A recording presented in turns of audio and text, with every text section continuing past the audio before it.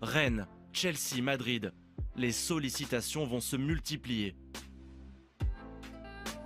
Le profil du garçon fascine les recruteurs. Pour le vérifier, nous prenons la direction de Caen, dans le Calvados, à 3 heures de route de Bondy.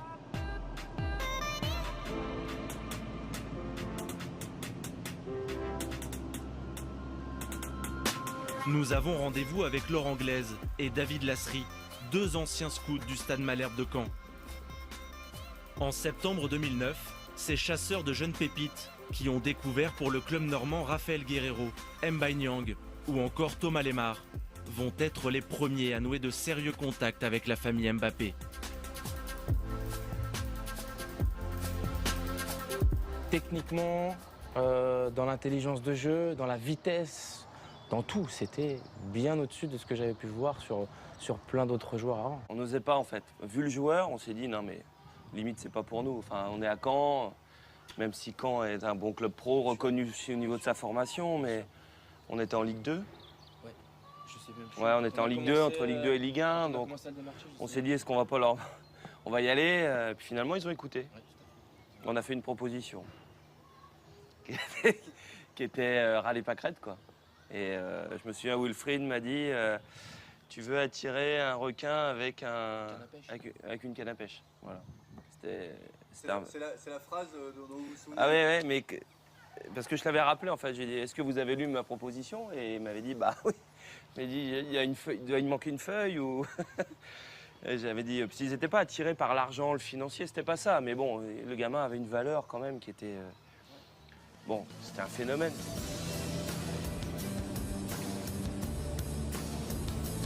L'adolescent sème les graines de son talent sur toutes les pelouses de France. Après Caen, il effectue en juin 2010 un stage à Lens, alors en Ligue 1, et reconnu pour la qualité de son centre de formation. À 11 ans, malgré son gabarit fluet, d'à peine 1m47 pour 39 kg, il tape immédiatement dans l'œil du patron des équipes de jeunes des 100 et or. Même à 11 ans et demi, sur ce stage, il a montré que c'était un gros potentiel. C'est un joueur rare parce que il provoquait, il tentait des choses, mais en même temps, il sentait les coups offensifs. C'est-à-dire qu'il était capable de lever la tête et de savoir quand est-ce que je dribble, quand est-ce que je passe. Et même s'il avait ce côté provocateur, il était capable aussi de jouer collectivement et de jouer avec les autres. Et ça, c'est une grande intelligence. Et c'est souvent les joueurs talentueux qui ont cette qualité.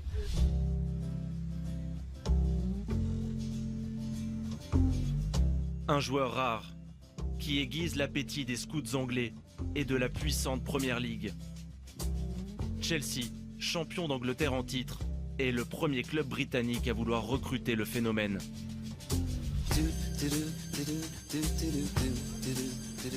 Nous sommes au printemps 2011. Accompagné de ses parents, son grand frère Jires Kembo et son oncle Pierre, Kylian Mbappé effectue un test chez les Blues, alors entraîné par l'Italien Carlo Ancelotti. Mais soucieuse de rester en France, la famille ne donnera pas suite aux sollicitations du club londonien. C'est au Racing Club de Lens, avec lequel les discussions durent depuis de nombreux mois, que le prodige est attendu. Ils étaient proches du Racing Club de Lens. Il y avait un ou deux autres clubs et ils ont failli, Kylian a failli signer au RC Lens, mais malheureusement, le club est descendu en 2e division et bon là, c'était compliqué pour nous quoi. C'était compliqué pour le RC Lens et après Kylian et ses parents se sont orientés sur d'autres choix.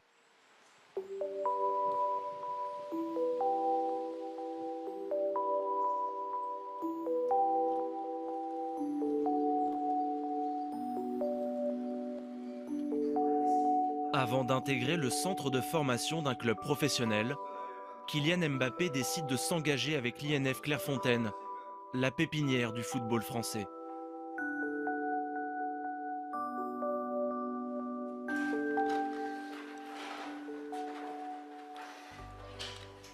Kylian il est là, comme toujours avec son petit sourire d'enfant malicieux, hein, plein de vie et plein de joie. C'était différent et il se passait quelque chose et surtout il y avait une finalité, quoi. C'est-à-dire que il y a des joueurs qui sont très très actifs, qu'on voit partout, qui courent partout, et quand on fait le bilan à la sortie, eh ben, il y a beaucoup de déchets. Tandis que lui c'était un peu l'inverse. On aurait dit qu'il s'économisait, ce qui n'était pas le cas parce que je ne sais pas si on le verra par la suite sur ce type de joueur, hein, mais à chaque fois qu'il avait quelque chose et qu'il faisait quelque chose, il y avait quelque chose au bout.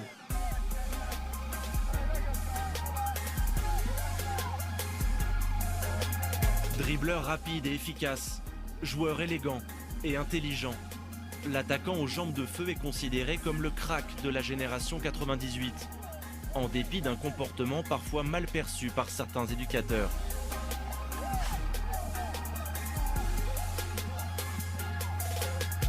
Moi, que j'ai beaucoup apprécié tout de suite, perçu chez lui, c'est son côté naturel, avec une forte abnégation, voilà, qui n'a pas toujours été bien perçu, et par son coach à l'époque, et par ses camarades.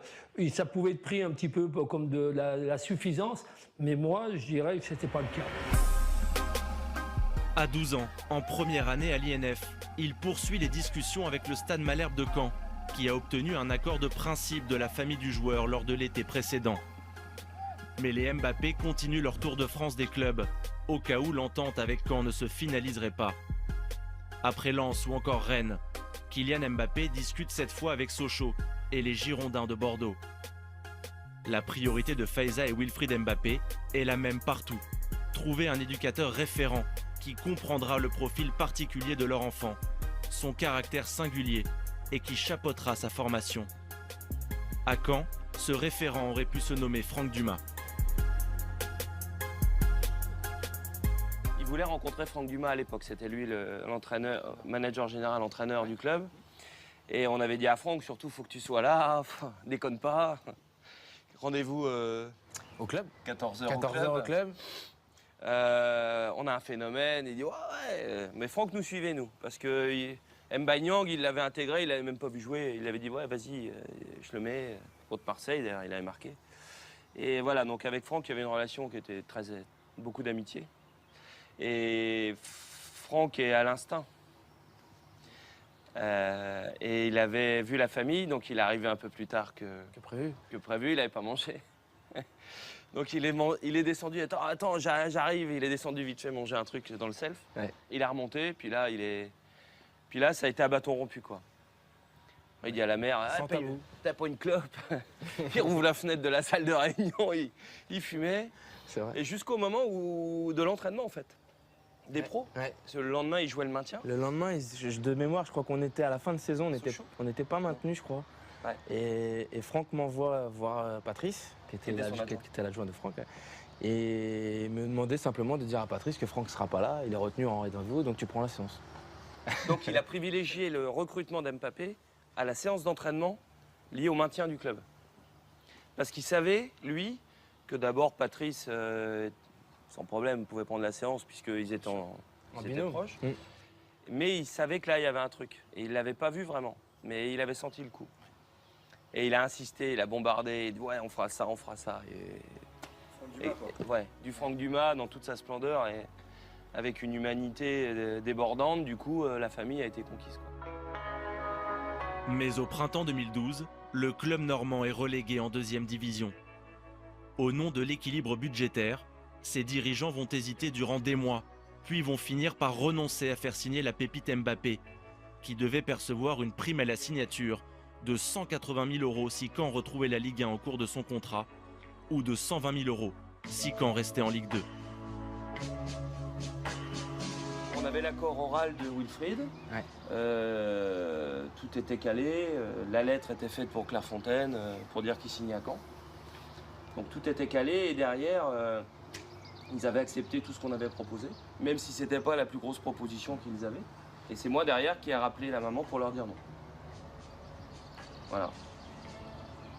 Et quoi, l'un des moments les plus difficiles de ta carrière ou de... Le plus difficile. De dire non à Mbappé.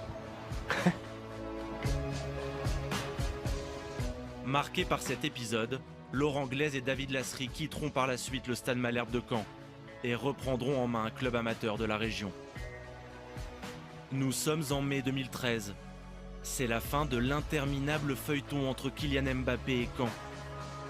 Un renversement de situation inattendu qui va alors relancer les 3 derniers clubs toujours en course pour accueillir le phénomène. Le Real Madrid, les Girondins de Bordeaux et l'AS Monaco, rachetés 18 mois plus tôt par le milliardaire russe Dimitri Ribolovlev et qui nourrit de grandes ambitions. L'effet un peu qui nous a boosté, c'est quand le club est racheté, que les stars arrivent, on se dit il faut se positionner dessus, sur ce joueur-là. Le moment où on se positionne, donc moi je le vois en match, je fais venir Fred Barry-Larraud, qui était directeur du centre à l'époque, sur un match à Clairefontaine. Et là, il fait un match exceptionnel. Il fait un match exceptionnel et on se dit on est obligé de se positionner, d'inviter la famille, de prendre contact avec le club de Bondy. Donc c'est comme ça que ça se fait. On le connaissait, mais vraiment depuis longtemps, et on connaissait la famille parce que on avait suivi à l'époque Giresse Kembo, son grand frère. Donc voilà, on avait repris contact. C'est comme ça un peu que ça s'est effectué. Comme dans sa scolarité, ses parents s'investissent totalement dans son projet de carrière et le choix de son futur club. Tous ensemble, ils mûrissent leurs décisions. Il a toujours son mot à dire. Quand on connaît bien la famille, c'est toujours des décisions collégiales. Ce sont pas les parents. C'est Kylian, qu'est-ce que tu en penses? Si Kylian il dit non, à un moment donné, ça sera non, quoi. Parce que les parents vont l'écouter, ils vont être sensibles. Et s'il dit non avec des arguments, bien sûr. Il a des parents qui lui permettent de garder les pieds sur terre. Voilà, il a l'éducation, son père, c'est un professionnel d'éducation, c'est un éducateur avant tout, voilà. Il a ça, c'est une arme fantastique. Ils sont bien impliqués, mais leur souci numéro 1, je peux vous dire, c'était pas toujours, quand on se voyait, c'était pas parler que de football. Hein. On était vraiment dans l'éducation. À partir du moment où vous êtes dans l'éducation, vous habituez votre enfant, dans n'importe quel secteur où il se retrouvera, à avoir des règles, à respecter les autres, d'accord ?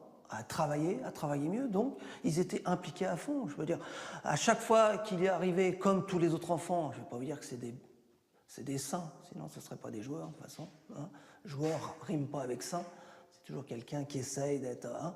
Je peux vous dire que j'ai pas eu de souci pour qu'il recadre. Lorsqu'il négocie